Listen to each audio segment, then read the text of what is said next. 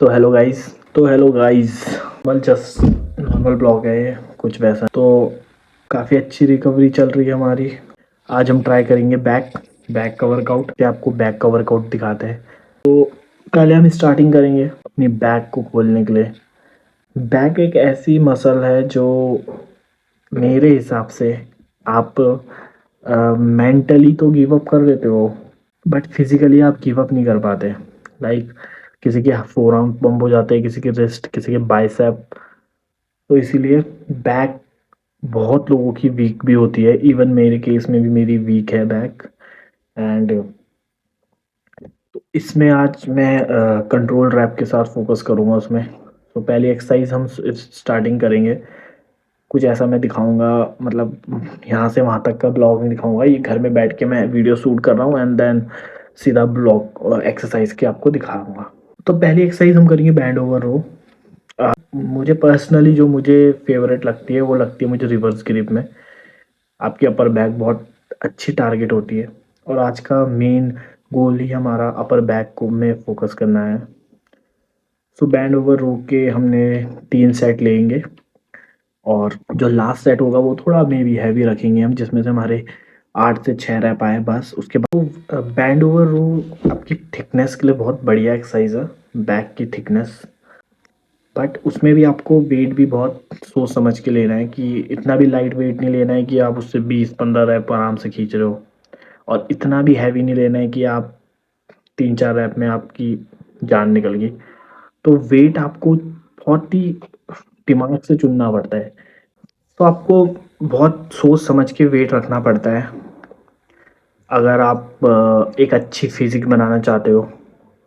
तो उससे ना ज़्यादा कम रख सकते हो आप, ना ज़्यादा हैवी, क्योंकि आपको कंट्रोल रैप बहुत मैटर करता है एज अ बॉडी बिल्डिंग, अगर आपको बॉडी बिल्डिंग की लाइन पे जाना है। उसके बाद मैंने किया डेडलिफ्ट पुल, रैक पुल डेडलिफ्ट किया, क्योंकि आपकी बैक को वाइड करने में जो एक्सरसाइज बेस्ट रोल प्ले करती है वो है रैक पुल। आपकी लोअर बैक बहुत अच्छी है करती है एंड देन आपका एक वाइड बैक आपको मिलती है। आपकी लोअर बैक में क्रिसमस ट्री बोलते हैं ना, बनता है, वो बेस्ट है इसके लिए, ये एक्सरसाइज के लिए। और लो मैंने रैक पुल भी इसलिए मैंने शेड्यूल में ऐड की थी क्योंकि एज अ मेरी बैक इंजरी हुई थी, तो मुझको अपनी लोअर बैक धीरे धीरे धीरे स्ट्रॉन्ग करनी है। और तो लास्ट मैंने 150 के रैप किए थे, ज़्यादा नहीं, उससे मैंने 15 रैप खींचे थे seated row, but neutral grip में। सीटेड रो मैंने न्यूट्रल ग्रिप में की, न्यूट्रल ग्रिप रखी। नहीं, वो आया हुआ था इक्विपमेंट हमारे उसमें, उसी से मैंने यूज़ करके वो किया। एंड देन हमने किया पुलअप्स। लास्ट फिनिशर पुलअप की वीडियो में बना नहीं पाया। तो अब यहाँ पे डिफरेंस क्या आता है, आप भी 12 से 15 रैप खींचने के कैपेबल हो और आपके साथ वाला भी 12 से 15 रैप खींचने के कैपेबल। ऐसे उसकी फिजिक है जो आपसे बेटर हो रही है एवरीडे।